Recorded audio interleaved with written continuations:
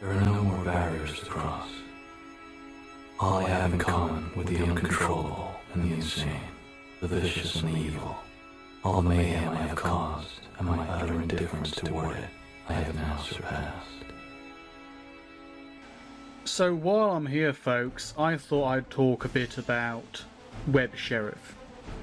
I spoke about them a bit on my old channel, Rob Lester Blogs, and I want to talk about it here because it's still annoying.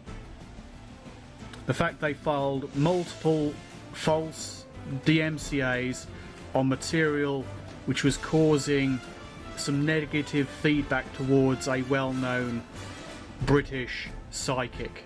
So they disregarded the law, misused the DMCA, all because they're a company which is meant to sheriff the internet.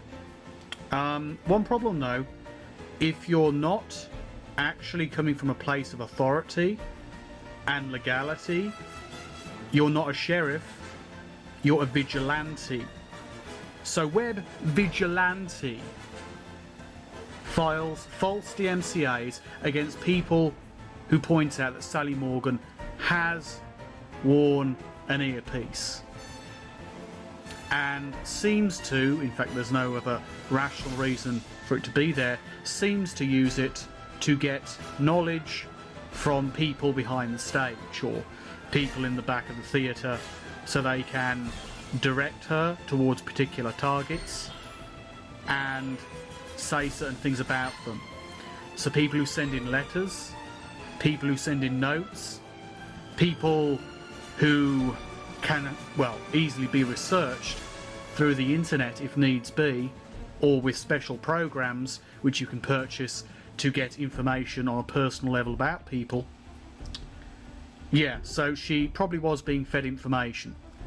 And WebSheriff are basically a vigilante company which is employed by egotistical charlatans like Sally Morgan, as well as by celebrities with ego issues who use it as a method of silencing critics.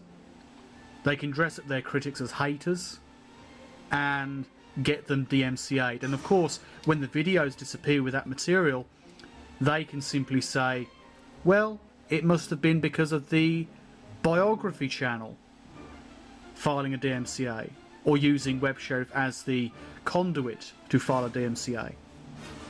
In fact, if it was anyone other than Sally Morgan actually filing the DMCA, they would not have gone through WebSheriff. They would have done it through biography channel or another television or film or documentary production company. So obviously it was Sally Morgan, and Sally Morgan hires these bullies to shut people down, obviously not just against me but against many others too, some of which no longer are active on their channels.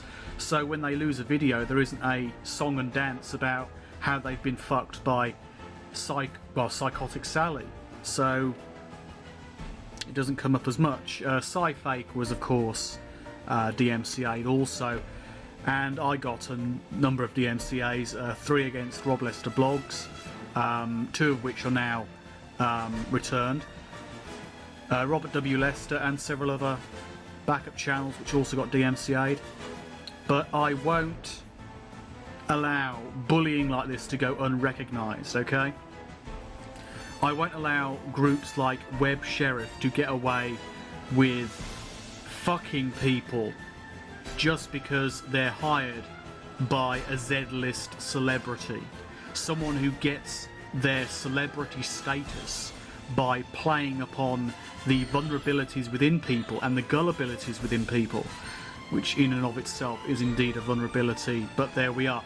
They basically play upon the mourning, the sad and the impressionable to try and make out that they have contact with spirits.